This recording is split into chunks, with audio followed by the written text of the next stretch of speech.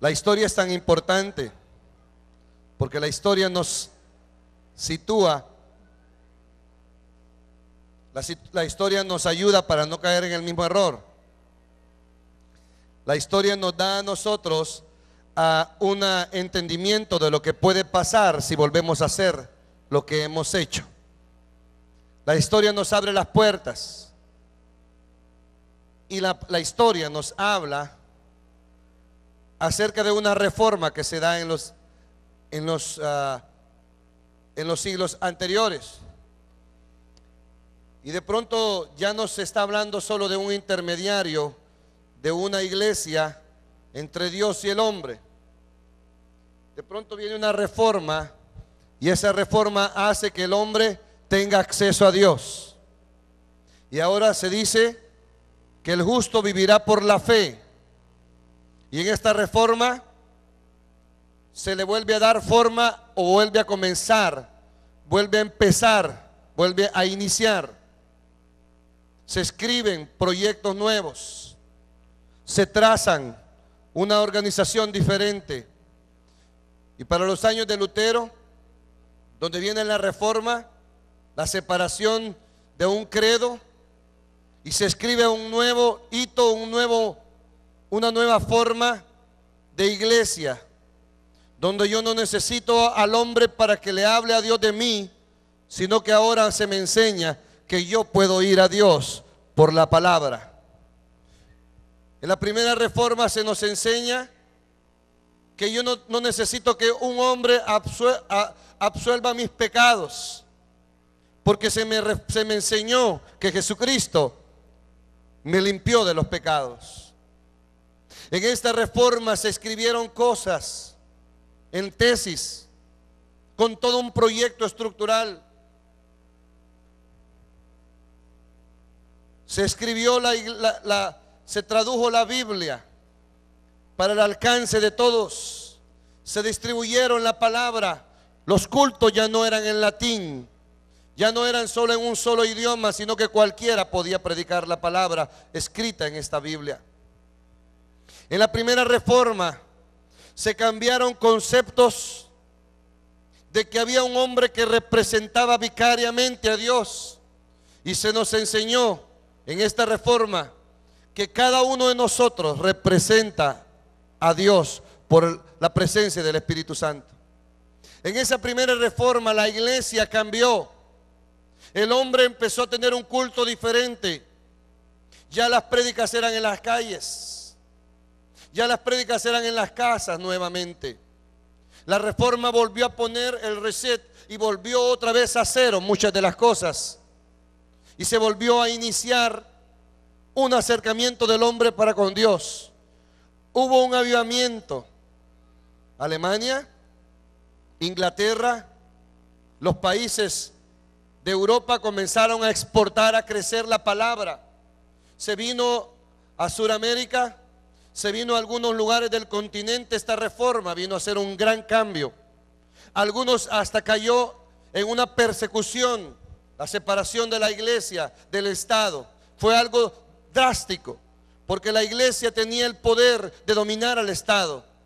Lo que la iglesia decía, el Estado, no había una diferencia entre iglesia y Estado. El rey escuchaba al representante de Dios en la iglesia. Cuando vino esta reforma, la mentalidad del pueblo, del mundo entero, fue transformada. Algunos cayeron en la necesidad aún de darle persecución a aquellos que los habían esclavizado a través de las bulas papales, a través de las cosas que el hombre había hecho para mantener un status quo. En esa primera reforma se libraron muchos grilletes del pecado, del purgatorio, y empezaron a hablarse cosas diferentes.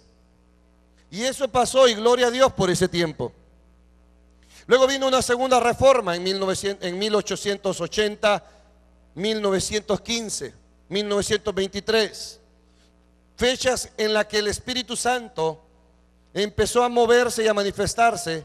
Ayúdame, hijo, con las salidas acá al monitor, que yo no me escucho muy bien y me estoy esforzando. Reforma, la segunda reforma que encontramos en la historia, no estoy hablando de la historia inventada por nosotros, sino que los escritos, los que estudiamos la historia de la iglesia, encontramos que la iglesia entra en una segunda reforma, y es en 1886. Comienza a haber destellos de bautismo del Espíritu Santo, y se empiezan a levantar los evangélicos, los protestantes, en una unción del Espíritu Santo.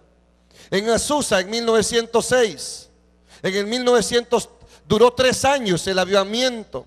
Todo el que venía desde Europa venía a las calles. La gente, eran 24 horas continuas de adoración. 3 años consecutivos, bautismos y bautismos y bautismos del Espíritu Santo. De esa visitación de Azusa salieron 5 o 6 de las iglesias más grandes del mundo hasta el día de hoy todavía. En esa segunda reforma de la iglesia salieron y surgieron ideas fuertes del protestantismo. Se hablaba del evangélico, del hombre y de la mujer que conocía fuertemente la palabra. ¿Sí? Se hablaba del que entendía, del que comprendía el poder de la palabra a través de la segunda reforma. Y en esta reforma encontramos el conocimiento de la palabra, ya con la experiencia del Espíritu Santo. La gente hablaba en lenguas, la gente se metía a oír la palabra por horas y horas, y eran quebrantados. Así que hemos crecido casi un siglo, o tenemos un siglo, desde que vino el avivamiento en Azusa. Y muchos nos hemos quedado todavía en el avance que tuvo la iglesia en la segunda reforma. Pero gracias a Dios, hace unos 15 años comenzó una tercera reforma, de una nueva revelación, de un nuevo mover.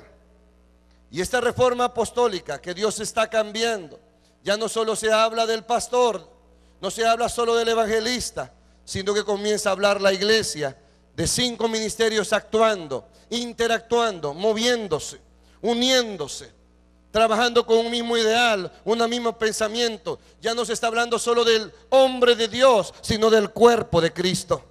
Esta tercera reforma ya no solo está hablando del ungido, sino del cuerpo de Cristo, donde bien concertado, donde unidos entre sí, donde estamos en un mover, donde todos somos el cuerpo de Cristo, donde no hay diferencia entre hombre o mujer. En esta tercera reforma que hoy día experimentamos, ya no le decimos a la mujer calle, ya no le decimos la mujer y la persecución que hubo del ministerio de la mujer por siglos y siglos. Hoy se le insta a la mujer a decir: si Dios te llamó, puedes hacerlo.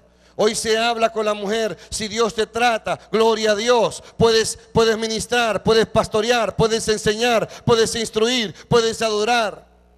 Ya no se dice que la mujer es para tener los hijos, sino que se le entiende, hay una revelación nueva en esta palabra. Dios viene a hablarle a hombres y mujeres de Dios. Y Dios no hace diferencia entre hombre y mujer, sino entre el que tiene el llamado y quien no tiene llamado. En esta tercera reforma nosotros entendemos algo que lo voy a enseñar en el libro de Hebreos capítulo 1, versículo 1. La tercera y última parte de esta reforma es una reforma de la casa, de las estructuras. Y somos nosotros los principales o los principantes activos de este evento. La reforma del Padre. ¿Cuál es esta tercera reforma? En el que conocemos a Dios como Padre, en el que tratamos a Dios como Padre, en el que entendemos que ya no solo somos creación, sino que somos hijos.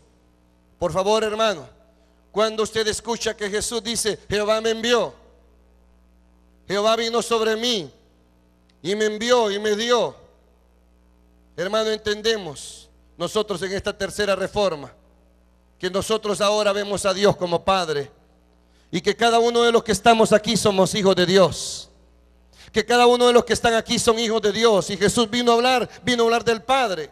Nunca dijo Jesús, Jehová me envió. Jesús, además, usted no encuentra a Jesús tratando por el nombre a Dios. Yo escribí esta semana que mis hijos no me dicen Ronald, mis hijos me dicen papá, me dicen papi, me dicen papucho, me dicen como me digan mis hijos.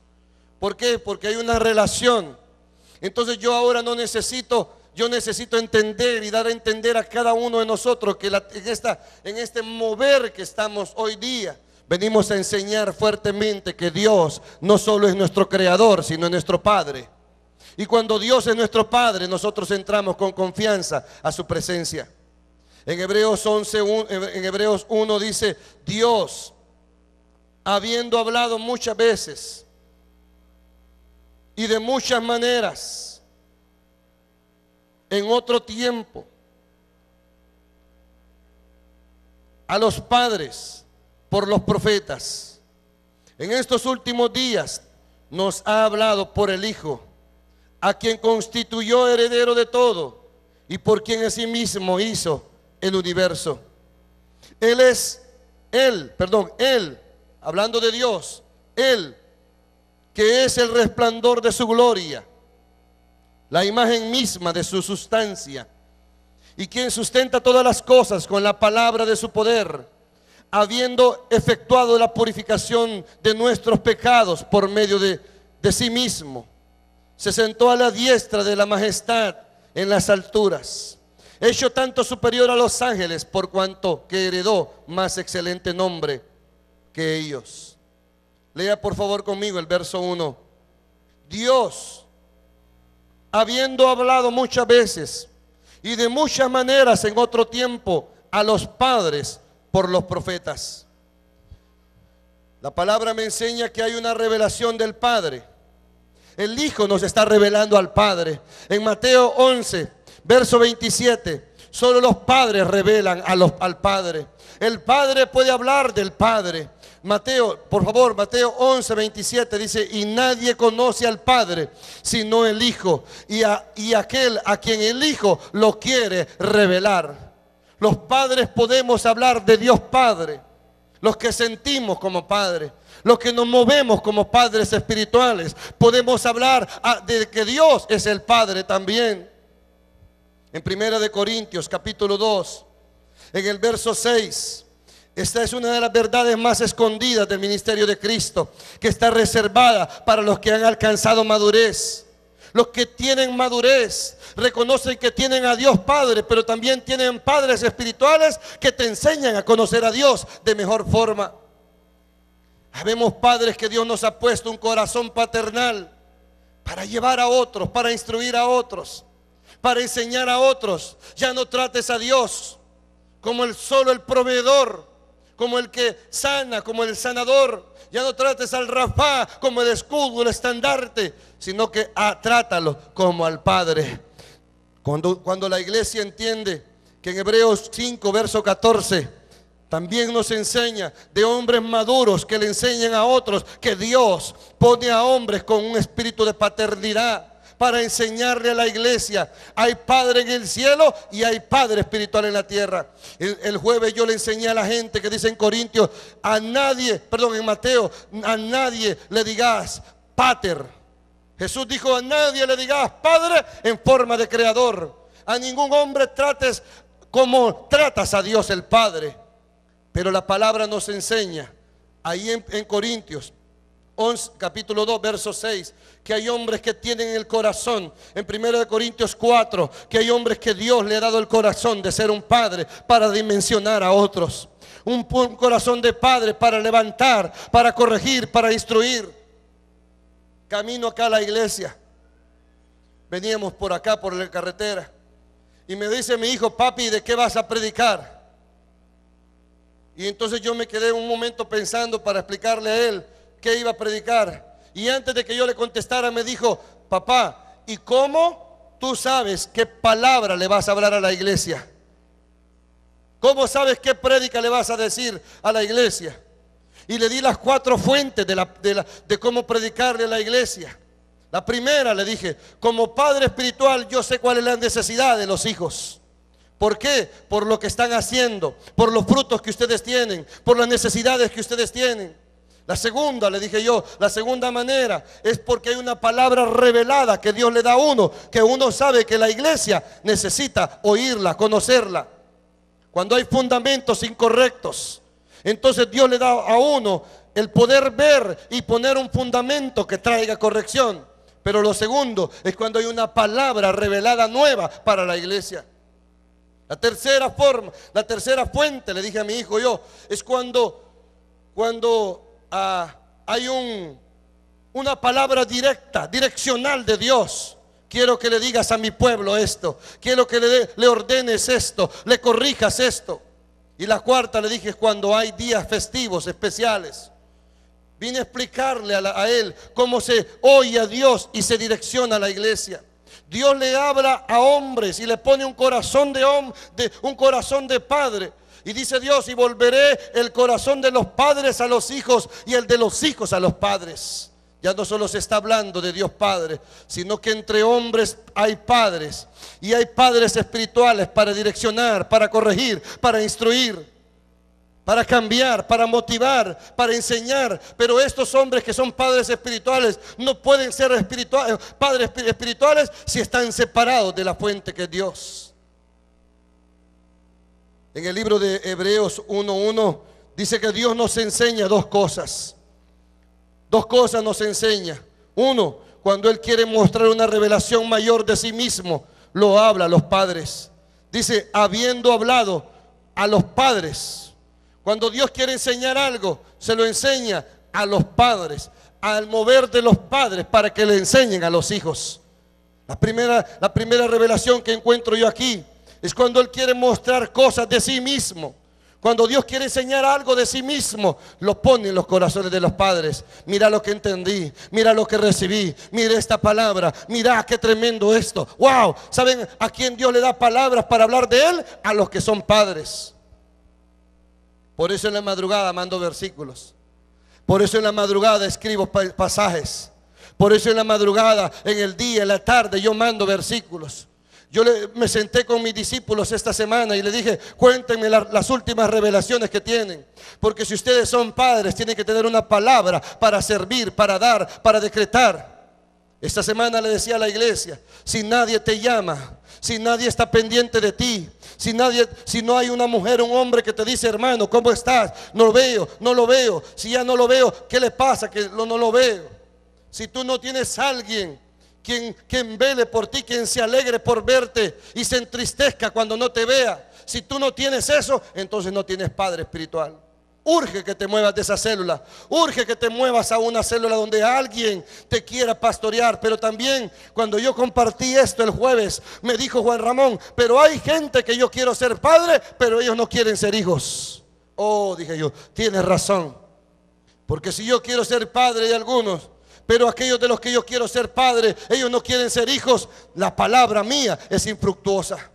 Pablo habiendo dicho que no sea en vana la palabra que yo les he hablado. Cuando Pablo llega a los Gálatas, le dice, Gálatas, ¿qué les pasó? Que habiendo comenzado por el Espíritu, yo los dejé espirituales y ahora que vuelvo los encuentro carnales. ¿Quién les vino a sembrar otro fundamento que el que yo les dejé?